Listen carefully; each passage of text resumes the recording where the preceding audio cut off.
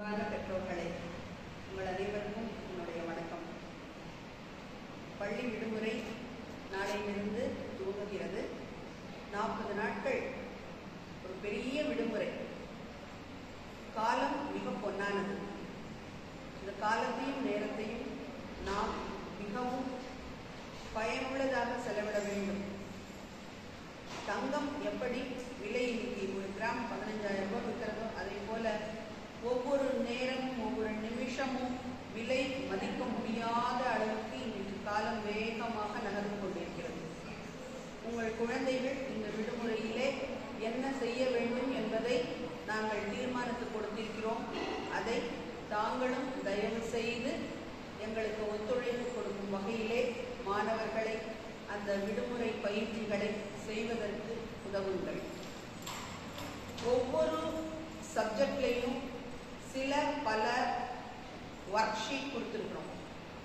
அந்த நல்ல விஷயங்களை எல்லாம் ஒரு நாளைக்கு சிறிது சிறிதாக படித்து புரிந்து கொண்டு தேதியிட்டு அழகான எழுத்துக்களிலே எழுத வைக்கவும். காலை 1 மணி நேரம், மாலை 1 மணி நேரம் படிப்பதற்காக குழந்தைகள் செலவிடுவதற்கு உதவுங்கள். லீவு தானே என்று காலை 8 மணி 9 மணி வரை குழந்தைகளை தூங்குவதற்கு அனுமதிக்க வேண்டாம்.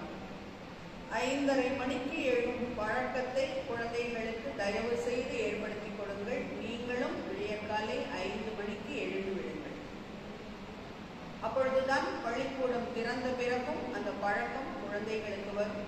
சீக்கிரமாக பள்ளிக்கூடம் வருவதற்கு அவர்களுக்கு பயிற்சி. வைகறை துயில் எழுவது, அதாவது சூரியன் எழுவதற்கு முன்னால் நாம் எழுவது நம் வீட்டிற்கு ஐஸ்வர்யத்தையும் நம் உடலுக்கு ஆரோக்கியத்தையும் கொண்டு சேர்க்கும். ரொம்ப முக்கியமான ஒரு விஷயம், குழந்தைகள் அன்றாடம் தமிழோ ஆங்கிலமோ ரெண்டையுமே ஒரு நாளைக்கு ஒரு 10 பக்கம் வாயமிட்டு புத்தகத்திலிருந்தோ நியூஸ் பேப்பர்ல இருந்தோ இல்லது கதை புத்தகங்களில் இருந்தோ படிக்க வேண்டும். அவங்களுக்கு சிலபிள் பிரித்து ஆங்கிலம் படிக்க தெரியும், எழுத்து கூட்டி தமிழ் படிக்க தெரியும். மெதுவாக தானாகவே அவர்கள் படித்து ஒரு நாளைக்கு 10 பக்கம் படித்து பழகினார்களானால் அந்த பழக்கம் அவர்களை மிகச்சிறந்த வாசிப்பாளராக பயிற்றுவிக்கும். எழுத்து அழகாக இருக்க வேண்டும். அதைவிட மிகச்சிறந்த ஒரு வேண்டுகோள் உங்களிடம் நான் வைப்பது, தயவு செய்து அலைபேசியை, செல்போனை குழந்தைகள் கைகளிலே கொடுக்கவே கொடுக்காதீர்கள். அதை பார்க்க இல்லை, அதை தொடக்கூட அவர்களுக்கு நீங்கள் அனுமதி அளிக்கக்கூடாது என்பது என்னுடைய அன்பான வேண்டுகோள். எப்போ செல்போன் பார்க்குறாங்களோ அதிலேயே அமிழ்ந்து விடுவார்கள்.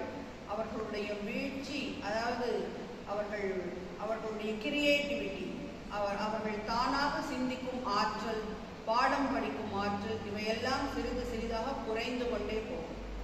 தயவு செய்து செல்போனுக்கு குழந்தைகளை அடிமை ஆக்கிடாதீங்க.